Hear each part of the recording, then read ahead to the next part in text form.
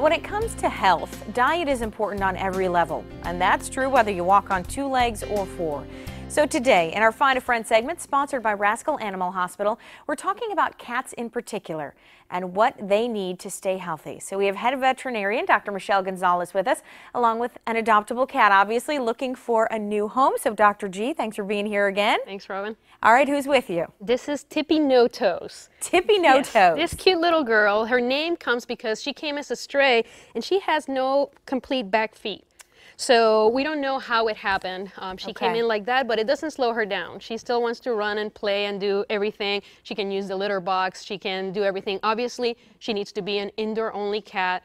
You know, she's going to be a little bit limited as to what kind of things she can jump up and down from. But other than that, she's really sweet. She's been purring the whole time and just being really lovey. Yeah, I was going to say she's friendly. A lot of people, you know, cats, they don't always like to sit on the lap and kind of be that way, but she seems to love it. Absolutely, and in a strange environment like this, you know, all the lights and everything, she doesn't seem to mind, so she seems really sweet. So let's get into her diet, because that's what we're going to talk about today. And people probably just assume cats and dogs, other than the picture on the bag, they're kind of eating the same thing, but not quite the case. Exactly. Right? As veterinarians, we hear a lot of kind of the idea of cats are just little dogs, and nothing could be further from the truth. Diets are different, even medications are different, a lot of different things. They get sick from different things and different diseases. So it's really important for people primarily to make sure that the food that they're giving their cats is actually cat food. One of the biggest reasons for that is that there is an amino acid that cats need called taurine, and that amino acid is added to cat food. It is not added to dog food. And the lack of that amino acid can cause cats to become blind, and it can cause really serious heart problems. So this is something that you really have to be careful. I mean, these conditions aren't something to just kind of heal the next day or that goes away. So they cannot also be made into vegetarians, which can happen with dogs. Absolutely. Like cats are carnivores. They're strict carnivores, whereas dogs are omnivores, the same as us. So it is really important to understand that their dietary needs, regardless of what our thoughts are on what we want to eat, we have to understand that that's what they need. They need to have a meat-based diet. So that's where cat food needs to be purchased with a primary source of protein being meat.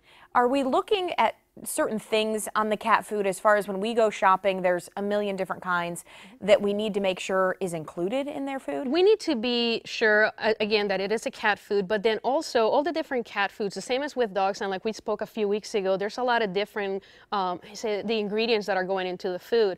And we have to be really, really careful to make sure that the primary ingredient is a meat source, a protein source.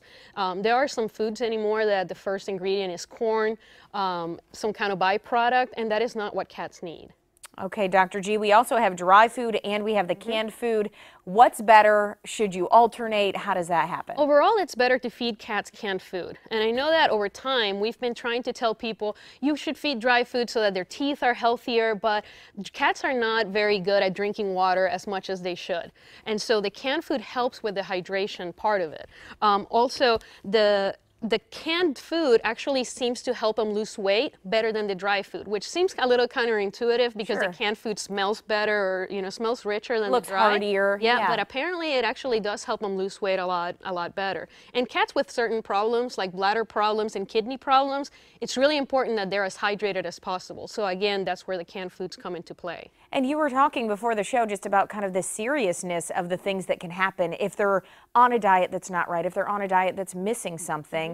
They come to you, and a lot of issues with bladder and kidney, right? One of the most common problems that we see with cats is a condition called cystitis, which is inflammation of the bladder. A lot of people think that the cat urinating outside of the box or blood in the urine is a urinary tract infection, and cats rarely get actual urinary tract infections. They're normally caused by stress and inappropriate diets. So when they do that, especially with the male cats, they can become obstructed, which is a life-threatening situation. So that's one of the really important things about having cats in the proper diet. That's scary. It's scary to think about that.